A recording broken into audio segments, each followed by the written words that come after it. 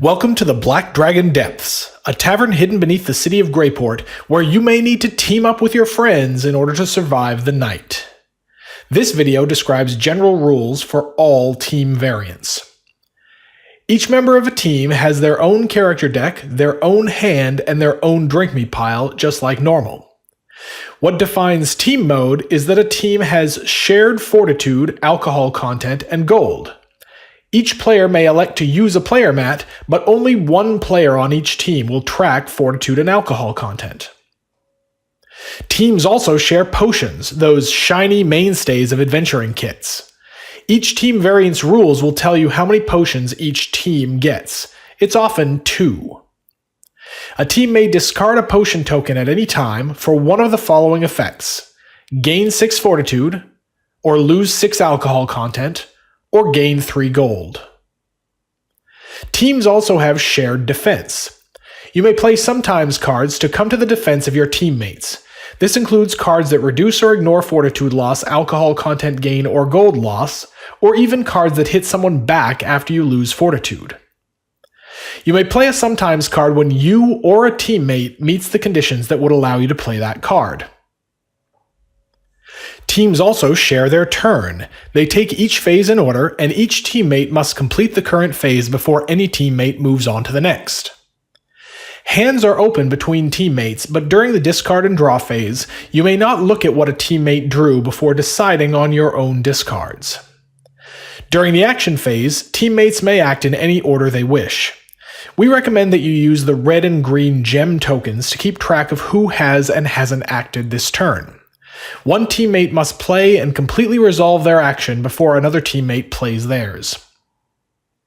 A player may choose not to play an action, but that does not allow one of their teammates to play an extra action card on their behalf. During the order a drink phase, the number of drinks each team orders is specified in the rules for the team variant that they are playing. Players may order drinks for any opposing player, but not for a teammate. During the drink phase, teammates drink in any order they wish. One teammate must reveal and fully resolve their drink before the next teammate reveals their drink. This is a good time to remember that you have shared defense. Here are a few more notes on drinking in team variants. You may not pass a drink to a teammate or split a drink with a teammate. Remember that each player has their own drink me pile.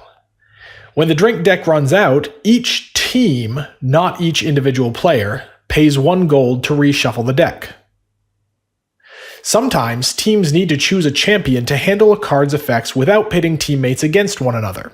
You might say that they're taking one for the team. A team chooses a champion when an event would affect all players, like this drinking contest, or a round of gambling begins, or a player plays a card that says it affects each player, including you. Each time a team chooses a champion, they may choose a different teammate. In other words, you don't need to choose the same player to be your team's champion for the whole game, so mix it up. If you reveal a drink event that would affect each player, you are automatically chosen as your team's champion.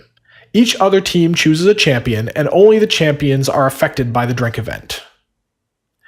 If you start a round of gambling, you are also automatically chosen as your team's champion. Each other team chooses a champion, then the round of gambling proceeds among the champions. You may not switch your team's champion in the middle of a round of gambling.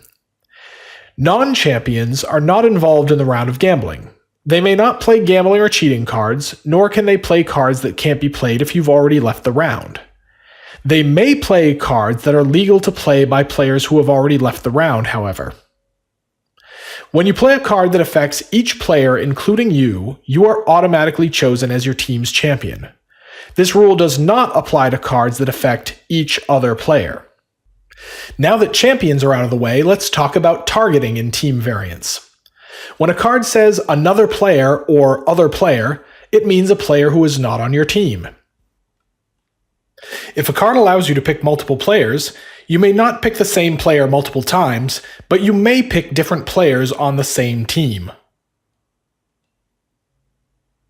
When a card says pick a player, you may pick any player, including yourself. When a card affects each other player, that means each player who isn't on your team. Shared defense means that one player can reduce or ignore such an effect for their entire team. In team variants, redirection effects work slightly differently. A card that redirects an effect may redirect that effect to a teammate of the player who originally played it, even if that player wouldn't normally be a legal target for the original card. Now let's move on to static effects. Some effects are always on, represented by cards or tokens that stay in front of a player as a reminder.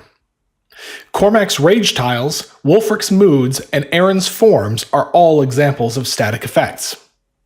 Static effects only affect the individual player they are in front of and not that player's teammates. This can make choosing targets for effects more important. What happens when a teammate ends their turn with a card that says "Your turn ends now"?